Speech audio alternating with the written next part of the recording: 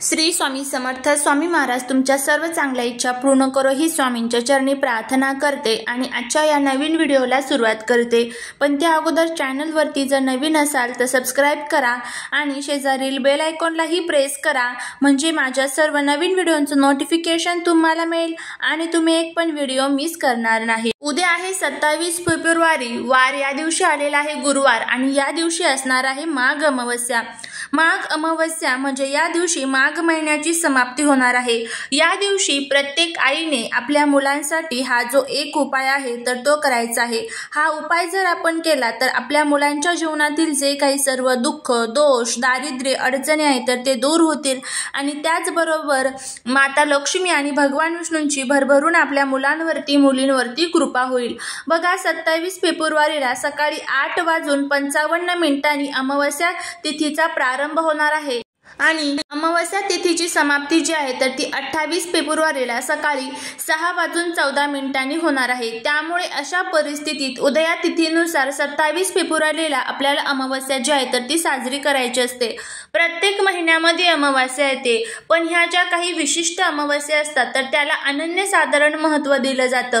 माघ अमावस्येला खूप महत्त्व असतं। या अमावस्येच्या दिवशी आपण सकाळी लवकर उठावे, त्याचबरोबर पवित्र नदीमध्ये स्नान करावे। शक्य नसेल पवित्र नदीमध्ये स्नान करणे तर पाण्यामध्ये गंगाजल घालून स्नान करावे आणि त्याचबरोबर या दिवशी आपण जे काही उपाय करत असतो, ज्या काही सेवा करत असतो तर त्याचं जे फळ आहे तर ते नक्कीच आपल्याला मिळत असतं।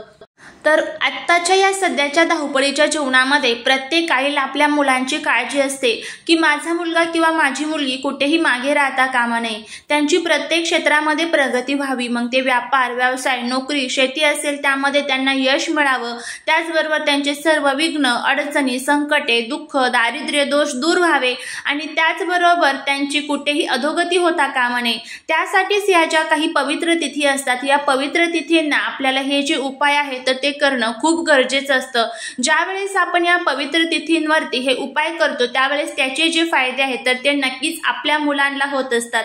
तर आता हा उपाय आपल्याला कसा करायचा आहे, कोणत्या वेळेमध्ये करायचा आहे, कशासाठी करायचा आहे याबद्दलची संपूर्ण माहिती या आजच्या व्हिडिओमध्ये मी तुमच्याबरोबर शेअर करणार आहे। त्यामुळे व्हिडिओ जर आवडला तर चॅनलला सबस्क्राइब करून कमेंटमध्ये जय माता लक्ष्मी लिहायला विसरू नका, जेणेकरून माता लक्ष्मीची तुमच्या मुलांवरती भरभरून कृपा होईल।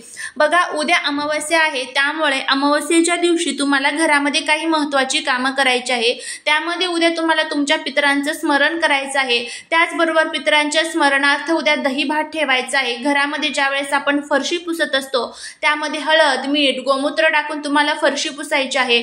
आपण ज्यावेळेस आपल्या देवांना आंघोळ घालत असतो त्यावेळेस देवांना आंघोळ घालण्या अगोदर तुम्हाला दूध, दही, पंचामृताच्या साहाय्याने देवांना व्यवस्थित स्वच्छ करायचं आहे आणि त्यानंतर देवांना आंघोळ घालायची आहे। हळदीचं लेपन जे आहे तर ते आपल्या मुख्य उंबरट्यावरती तुम्हाला द्यायचं आहे। उंबरट्याच्या बाहेर एखादा छान दिवा लावायचा आहे। माता लक्ष्मीचं आपण ज्या प्रकारे स्वागत करत असतो लक्ष्मी पूजनाच्या दिवशी, लक्ष्मी पूजन हे कधी असतं तर ते देखील अमावस्येला असतं। अशाच पद्धतीने आपल्याला सुद्धा उद्या माघ अमावस्येच्या दिवशी हा जो उपाय आहे, ह्या ज्या सर्व काही सेवा आहेत तर त्या करायच्या आहेत आणि त्याचबरोबर हा उपाय आपल्याला आपल्या मुलांसाठी करायचा आहे। हा उपाय तुम्ही तुमच्या मुलांसाठी, मुलींसाठी करू शकता। वयाची कोणतीही मर्यादा नाहीये। तुमचा मुलगा किंवा मुलगी कितीही लहान असली किंवा कितीही मोठी असली तरीही चालेल, तरी तुम्ही हा उपाय करू शकता। मुलांना, मुलींना नजर लागत असते आणि ही नजर फक्त बाहेरच्यांचीच नाही तर घरातील आईवडिलांची किंवा मग इतर कोणतं जर नातं असेल तर त्यांची देखील लागू शकते। त्यामुळे नजर ज्या वेळेस लागते त्यावेळेस मुलांमध्ये आपल्याला हट्टीपणा, चिडचिडपणा, तापटपणा हा खूप मोठ्या प्रमाणामध्ये जाणवून येतो। त्याचबरोबर मुलांची अधोगती होत असते अभ्यासामध्ये, मुलं मोठ्यांचं ऐकत नाही, आईवडिलांचं ऐकत नाही आणि त्याचबरोबर आजारपण जे आहे तर ते सतत मुलांच्या मागे लागलेलं असतं। आत्ताच आजारातून बरे होतात, नाही तर लगेचच आजारी पडत असतात।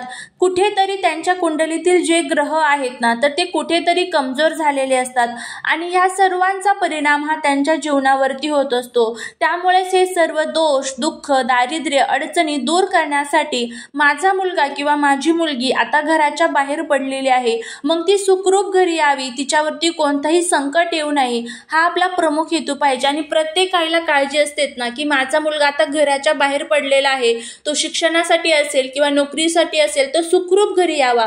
यासाठी आपण काहीतरी ज्यावेळेस हे प्रयत्न करत असतो, ह्या उपाय करत असतो, त्यावेळेस ह्या उपायांचा फायदा जो आहे तर तो ज्यावेळेस मुलांना अडचणी येत असतात त्या अडचणीमध्ये ह्या उपायांचा फायदा हा त्यांना नक्कीच होत असतो। त्यामुळे उपाय करत असताना, सेवा करत असताना खूप विश्वासाने, भक्तीने आणि श्रद्धेने आपल्याला उपाय करायचे असतात। मनामध्ये कुठेही किंतु परंतु येऊन न देता जर तुम्ही हा उपाय केला तर नक्कीच तुम्हाला त्याचे जे फायदे आहेत तर ते बघायला मिळतील। तर आता हा उपाय करत असताना तुम्हाला काय करायचं आहे, सर्वात प्रथम आपल्याला एक उतारा तयार करायचा आहे। बघा काय होतं, मुलं खूप उच्च प्रतीचं शिक्षण घेतात पण तरीही त्यांना पाहिजे मनाजोगती जी नोकरी आहे तर ती मिळत नाही। त्याचबरोबर मुलांच्या लग्न जमण्यामध्ये अडचणी येत असेल, त्याचबरोबर मुलांच्या अभ्यासामध्ये अनेक अडचणी येत असतील, तर ह्या ज्या काही सर्व समस्या आहे ह्या समस्या दूर होतील। त्याचबरोबर मुलांची अभ्यासात प्रगती, नोकरीमध्ये त्यांना खूप खूप यश मिळेल असा हा प्रभावी उपाय उद्या नक्की तुम्ही करायचा आहे। हा उपाय तुम्हाला उद्या सकाळी 12 वाजायच्या अगोदर करायचा आहे।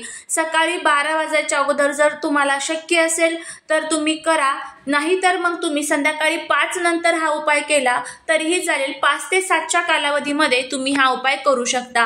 ह्या उपाय करण्यासाठी तुम्हाला एक उतारा तयार करायचा आहे। उतारा तयार करण्यासाठी काही वस्तू घ्यायच्या आहेत। यामध्ये सर्वात प्रथम तुम्हाला थोडेसे जे तांदूळ असतात ना तर ते शिजवून घ्यायचे आहे आणि त्याच्यापासून तुम्हाला थोडासा भात जो असतो तर तो बनवून घ्यायचा आहे। आता जर ऑलरेडी तुमच्या घरामध्ये भात असेल आणि तुम्ही म्हणाल की मी तो जर वापरला तर चालेल का, तर अजिबात नाही। हा भात तुम्हाला ताजाच शिजवायचा आहे आणि भात शिजवत असताना तो इतका शिजवायचा की तो फक्त आपण ह्या उपायासाठीच वापरू।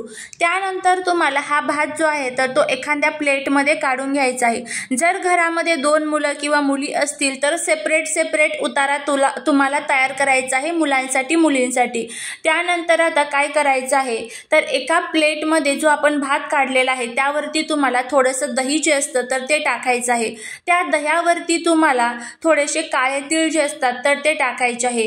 त्याचबरोबर आपल्या घरामध्ये जी अगरबत्तीची रक्षा असते बघा, तर ती अगरबत्तीची रक्षा तुम्हाला त्यावरती टाकायची आहे। त्यानंतर त्यावरती तुम्हाला लवंगा जे असतात ना तर त्या अख्ख्या सगट लवंगा तुम्हाला 2 ठेवायच्या आहे आणि तुम्हाला काय करायचं आहे, फुलवात जी असते, सर्वांनाच फुलवात माहीत असेल, आपण तयार करत असतो देवपूजेसाठी, तर 2 फुलवाती एकत्र करायच्या आहे। त्या तुपामध्ये तुम्हाला भिजवून घ्यायच्या आहे आणि त्या 2 फुलवाती तुम्हाला त्या भातावरती ठेवायच्या आहे आणि त्या प्रज्वलित करायच्या आहे।